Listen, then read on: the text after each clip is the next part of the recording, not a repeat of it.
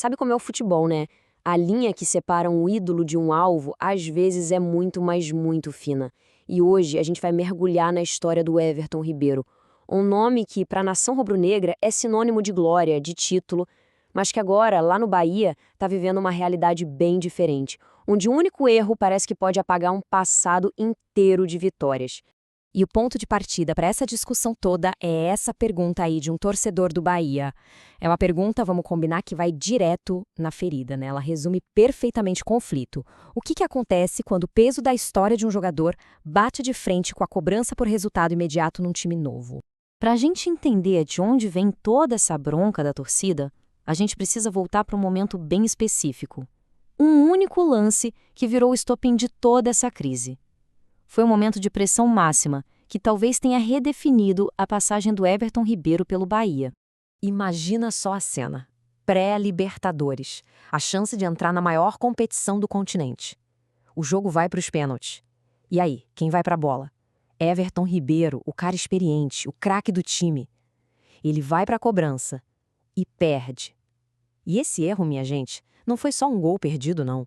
Foi o fim do sonho da Libertadores para o Bahia naquele ano. Pensa no baque. E aqui a gente vê o contraste, que chega a ser gritante.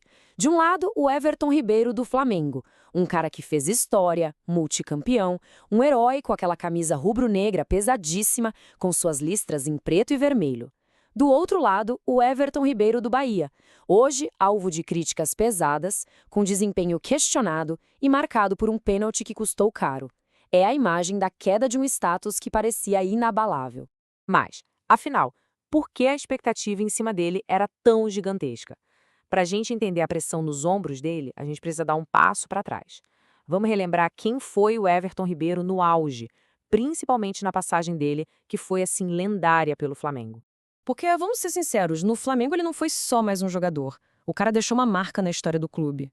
Ganhou um caminhão de campeonatos, virou ídolo de uma nação de torcedores e era, sem dúvida, uma peça-chave naqueles anos de ouro do time. E toda essa bagagem, toda essa glória, é exatamente o que cria essa sombra de cobrança agora no Bahia. E isso tudo joga a gente de volta pro presente e pra fúria da torcida. Porque a cobrança vai muito além daquele pênalti perdido. Vamos dar uma olhada mais a fundo nas críticas que os torcedores do Bahia estão fazendo. A crítica principal é essa aí. O torcedor até respeita o passado dele, mas separa totalmente do presente. A pergunta é bem clara, né? O que ele fez em outros clubes é uma coisa, mas isso não pode ser um escudo para sempre. A torcida quer resultado é pro Bahia, quer título, quer vitória com a camisa do time deles. E aí a crítica fica ainda mais séria, porque ela conecta dois pontos que são super sensíveis: grana e liderança. O torcedor está questionando como que um dos jogadores mais bem pagos do elenco não é cobrado na mesma medida, especialmente depois de um erro tão decisivo assim. A expectativa é que ele chame essa responsabilidade para si. E para entender o tamanho dessa expectativa, é só olhar para o número. A gente está falando de um salário que, segundo notícias, passa de R$ 1 milhão por mês. E um valor desses não paga só o talento, né? Paga também pela liderança, pela capacidade de decidir na hora que a bola queima. E quando isso não rola, a frustração da torcida vira do tamanho do investimento. Tá, e no meio disso tudo, qual foi a reação do próprio jogador? Vamos ver agora a perspectiva do Everton Ribeiro. Como ele lidou com a eliminação e com essa avalanche de críticas que veio logo depois. As palavras dele dão uma ideia do lado mais humano da derrota. Longe dos microfones, das críticas, o que sobrou foi um vestiário em silêncio, sabe? Com todo mundo sentindo a dor de ter um sonho interrompido. Isso mostra que, por trás do atleta, tem uma pessoa que sente e muito o peso do fracasso.